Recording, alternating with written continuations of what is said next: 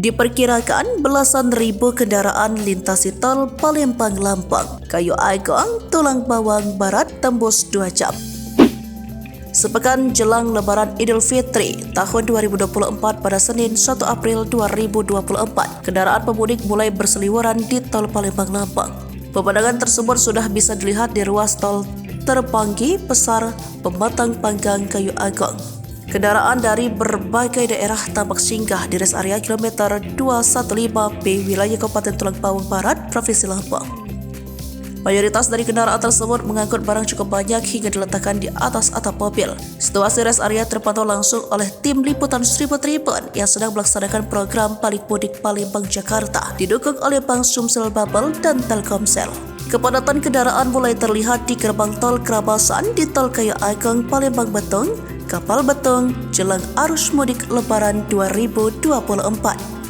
Pantauan pada Senin 1 April 2024 siang, kendaraan pribadi hingga kendaraan muatan tampak antri di depan gerbang tol yang berada di wilayah pemulutan Ogan Ilir tersebut.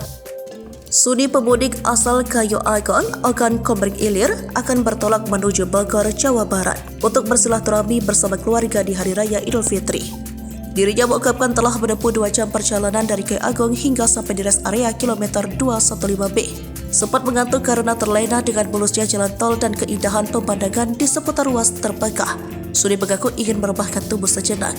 Mudik tahun kemarin juga keluarga kami selalu mampir di rest area ini karena memang tempatnya nyaman, ujarnya. Manajer transaksi gerbang tol Krabasan, Sumardo, mengatakan berbagai persiapan telah dilakukan oleh PT Waskita Karya selaku pengelola tol tersebut. Mulai dari penambahan gardu dari semula 4 menjadi 6, di mana ada 3 entrance dan 3 exit.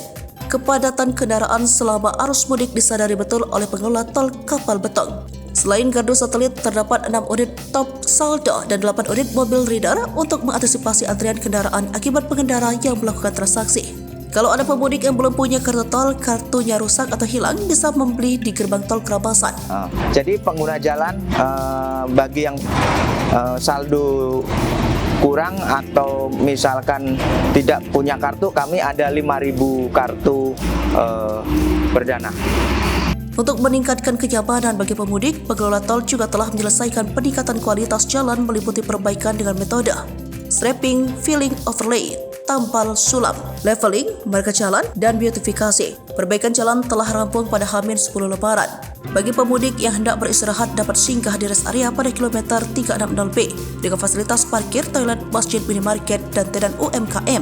Serta pada kilometer 347A disediakan parkir bike. Diperkirakan kepadatan arus mudik di tol Kapal Betung terjadi pada 5 April mendatang dan puncaknya pada 7 April mendatang. Diperkirakan 11.000 kendaraan melewati ruas tol Kapal Betung pada puncak arus mudik tersebut.